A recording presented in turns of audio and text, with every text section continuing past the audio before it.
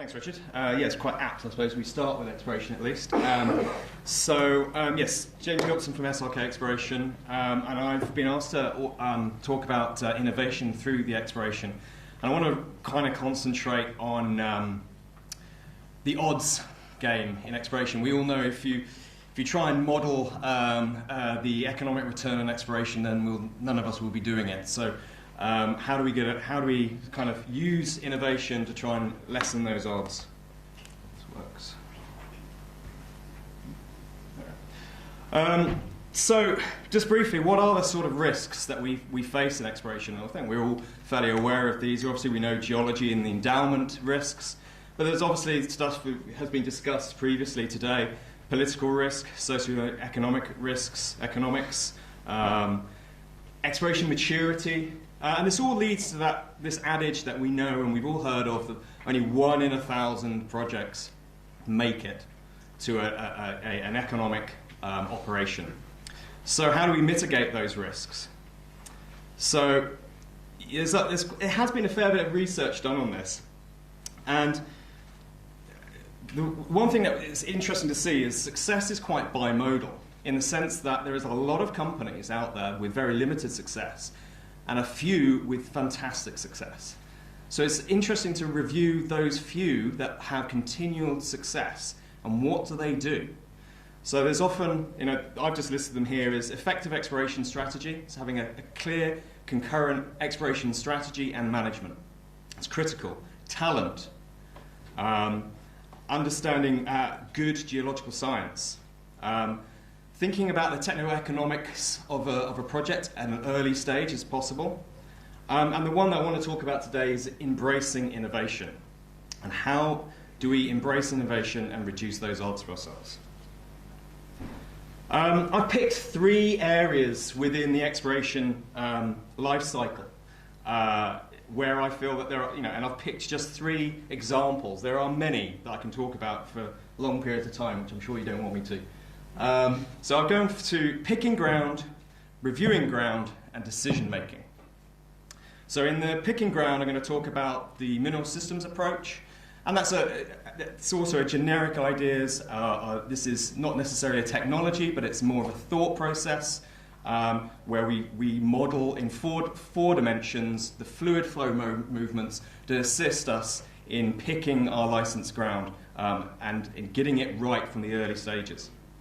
Then I want to talk about ionic geochemistry and how that can help us. This is quite an interesting innovation within the geochemistry arena that's allowing us to review and be a bit more confident in our geochemistry and our anomalies. And then lastly, I want to talk about the concept of absolute prospectivity and a way in which we can take mineral endowment, prospectivity modeling and simulation, and actually put that through into something what we're terming as our unified exploration model. We just start off with the mineral systems approach. Some of you may have heard of this, some of you may understand it, but what is the mineral systems approach? And ultimately what it is just a good basic understanding of good earth science theory and putting that into practice. It's very much focused on it was born out of the idea that mineralization is fundamentally associated with fertile lithospheric mantle. And I'm trying not to be too technical, so I'm going to try and do this high level. If anyone has any particular questions on a technical front, please come and find me after this. So a mineral system is taking fluids from that fertile lithosphere and bringing it to higher crustal levels. And it's the understanding that mineral systems are very large lithospheric scale systems that are a self-organizing critical behavior. And it's mapping those out in 4 dimensions, understanding where fluids would have been and traveled at particular metallogenic periods and epochs. It is therefore very fluid-centric, and I'll explain that in the next slide, and it's a bottom-up approach. And what it results in defendable specific geodynamic, it deals with specific geodynamic periods but it provides us with critical targeting parameters that we can then go out and test in the ground. And this, as I say, is being used now to help us define new camps, but equally give ourselves more confidence before we go into license acquisition. So this is just briefly a history of how exploration theory has evolved over the years. So we started off with what we term as the ore-specific centric exploration. So this is really a prospector kicking a rock, finding a bit of copper and something, going, this is where I found it. And everything revolved around hand specimens. Then we sort of understood that actually mineralization is associated with host rocks, and it's actually understanding the local geology and the host rocks that we're looking for. Now we move into what is fairly standard now, which is more of a structure and chemistry based. So we understand the structural controls on mineralization, and we work with geochemical anomalies. The new adage, and this is not, mineral systems modeling is not new, it's only really being newly practiced by most of the majors now. And it's much more fluid-centric, and it's understanding physics, and it's fundamental fluid dynamics.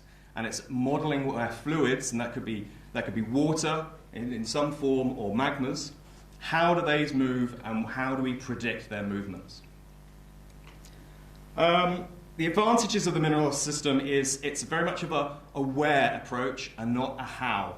So we don't really deal with deposit models. We're not curtailed by those dogmas. And therefore allows us to actually think of new deposit models or hybrid models a lot more accurately. It's fantastic for very rapid ground reduction. So if you're looking to move into a new jurisdiction, mineral systems model will focus your efforts, and time spent at this level will pay dividends later on. I'll move on to the next one. Just the four fundamental aspects of the mineral system is to look at the favorable architecture. Now that is lithospheric scale architecture.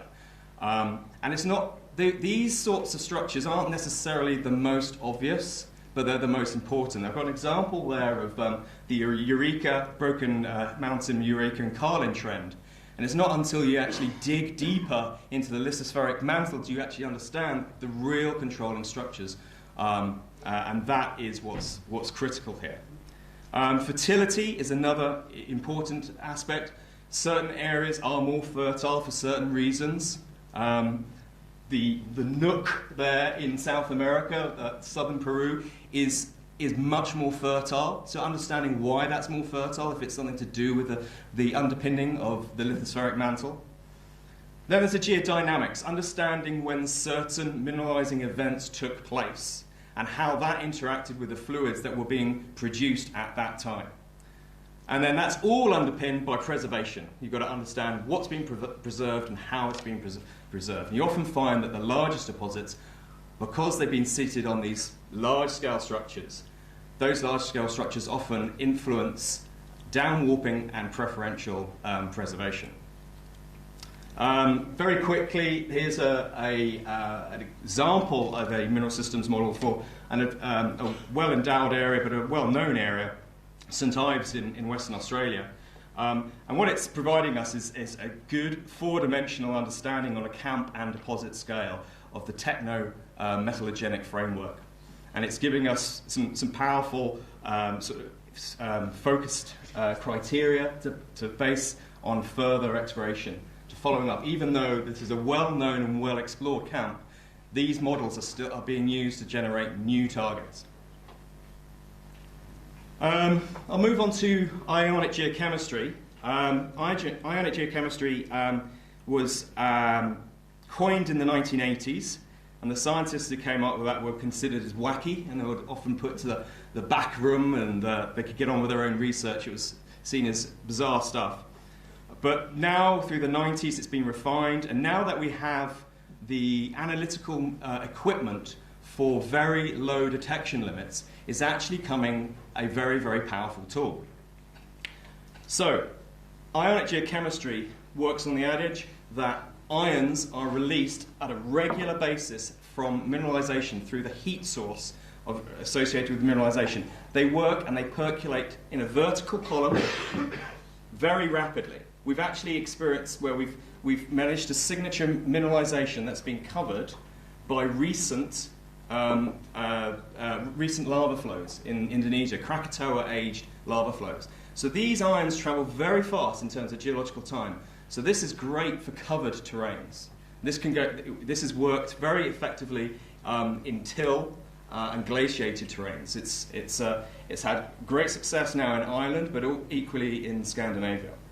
These ions will percolate to the surface, and what's an extra interesting thing on here is they in inverted commas, die very quickly. They're absorbed into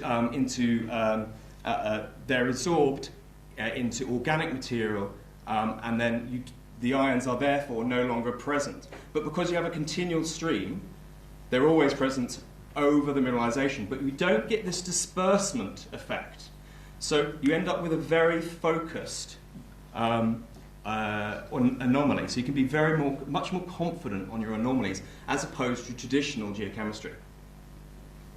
As I said, it's great for alluvial or transported cover, and it gives us a focused anomaly over the mineralization and a much more patchy elsewhere. But we can cut out that noise very effectively by working on a normalized basis on the assay results. It's being used quite effectively now in forming signatures, mineral system fingerprinting. This is an example from within the Balkans where we have a known mineralized body, 2.6% copper there. We've taken ionic geochemistry over that. We've signatured and fingerprinted that mineralization in particular assays or particular elements or element ratios. And then we've pushed that out, and we've actually found additional bodies undercover using this technique. So this gives us a lot more confidence in our geochemistry. This area failed entirely through classic geochemistry, just to get nothing. My last one would be absolute prospectivity, and this is something I'm quite excited about. It's the concept of taking mineral endowment, so an understanding of how much material, let's take gold for example, there is in a particular camp, a particular belt, and how much is actually known today. So therefore, what of the iceberg is still to be discovered? Taking mineral endowment with prospectivity modeling and simulation, and feeding that into a process where you can estimate absolute prospectivity, not relative, absolute prospectivity. And then that will feed into the unified exploration model.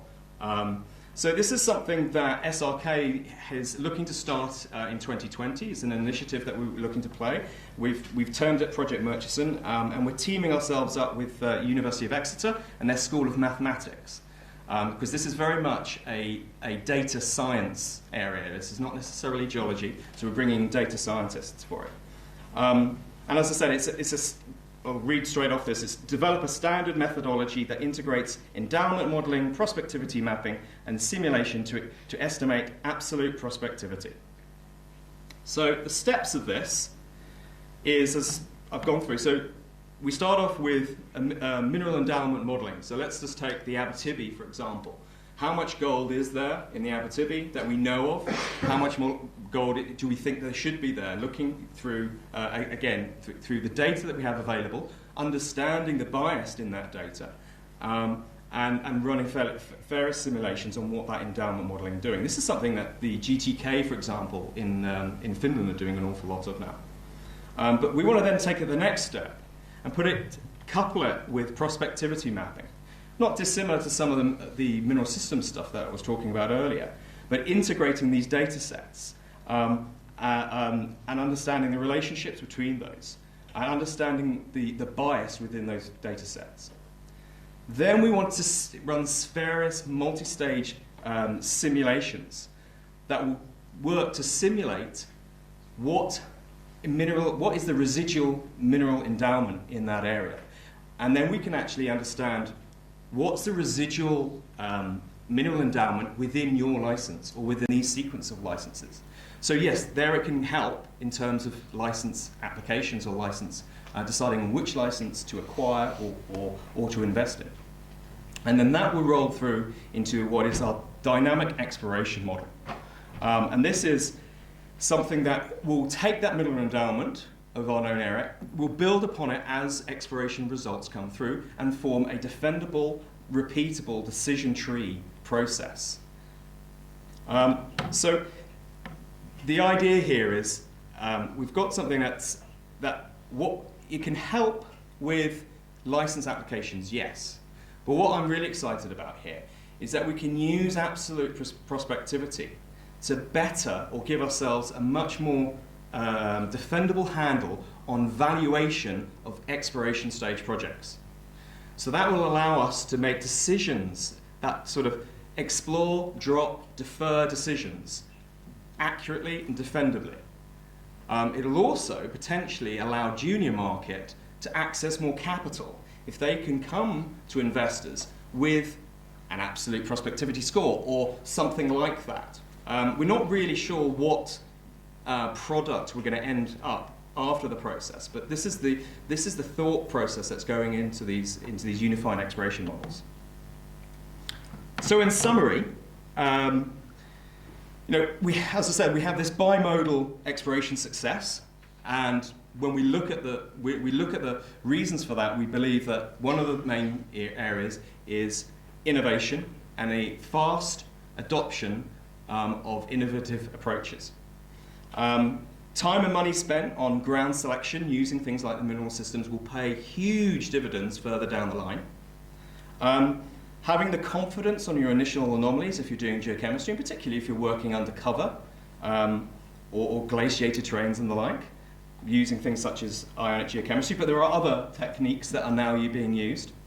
And then having a defendable, repeatable, and impartial decision-making route or tool from something like a unified exploration model.